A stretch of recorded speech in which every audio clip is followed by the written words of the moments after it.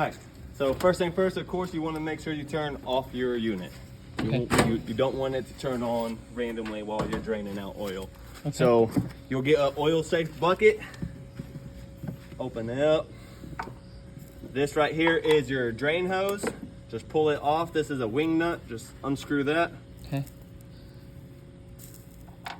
Put it into your bucket. And it's a gravity fed drain, so as long as this drain is below your motor, it's gonna drain. Okay. So like I said, it is a gravity fed, so if you get some airflow through it, so take off the cap, it will help it drain quicker. Okay, nice. I just have a little quart that I cut open the top on. That makes it perfect to catch your oil. So when you take off your oil filter,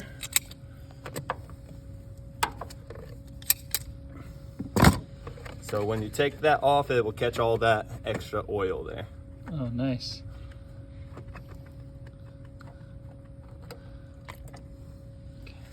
And then we grab our new oil filter. We always put the date and the run hours on it. Okay. So the date is 8/30/22. You only had 0.1 hour on it. Okay. And then my initials go on it. So a year from that date or 200 hours from that is due for another oil change. Okay, got it. So you want to get your rim, your filter here, you want to get that oily. It makes for a nice good seal, so that it doesn't leak. Got it. And then screw it on. Screw it on. Okay, cool. It just has to be just a hand tight. So once you get it tight, just give it a little twist and then you're good. Awesome. All right, so now what I pretty much do is just give it a couple more minutes while I let it finish draining. Yep. All right, so we just toss that, right? Yeah. Well, technically it has oil in it, so you had to dispose of it properly. Okay. But auto parts stores take oil and oil filters for free. Okay. So you can dispose of your oil and oil filters at an auto parts store. Okay, cool. So I usually check it. I just let it go out, and it's still draining. Okay. Takes a few minutes, right? Yeah. But like I said, if you would do it cold, it would take every bit of 30 minutes. Oh, okay. Because gotcha. that hole on here is actually like a really small. So whenever oil's cold, it's thicker, so it makes it flow a lot slower. Gotcha. So that's why we ran it. Yes. Ahead of draining it. But then again, if you run it, that makes everything here hot. So that oil filter was actually pretty hot. Okay. Okay. Good to know that. It's just my fingers already lost fillings in it because I do this like every day. So right. All right. No gloves?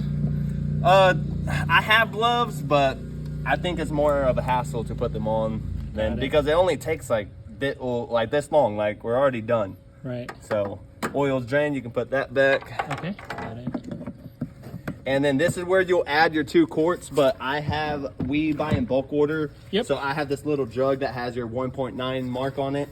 Nice. So I have the proper amount. Okay. But after you got your oil filter and your drain is capped off, this is where you'll add your oil. Okay. And then just drain that through. Full 2 quarts, right? Yes. Okay. Technically it's 1.9. 1.9. But since you don't put oil inside the oil filter, I use 2. Okay, got it.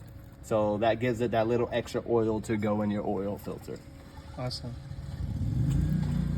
So like I said, since you didn't put any oil inside that oil filter, it's pretty important that after you get your oil in and it capped off, to go ahead and manually run it to cycle the oil through your oil filter. Okay. So once you got it all closed up, just press manual button there. Let it just crank over.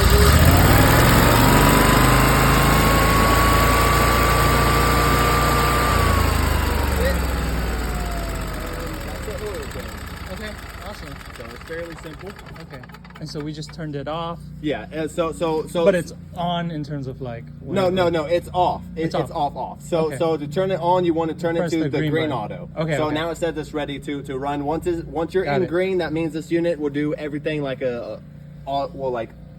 Got it. automatically. Got it. But So that blue is for a manual. Yes, yes. turning on. So Okay. the green is for the auto, blue is for us to manually run it, and off is off. Okay. So Awesome. the only thing I got to do now is just clean it up, and then I'll be done. Awesome. Thank you, man. Yes, sir.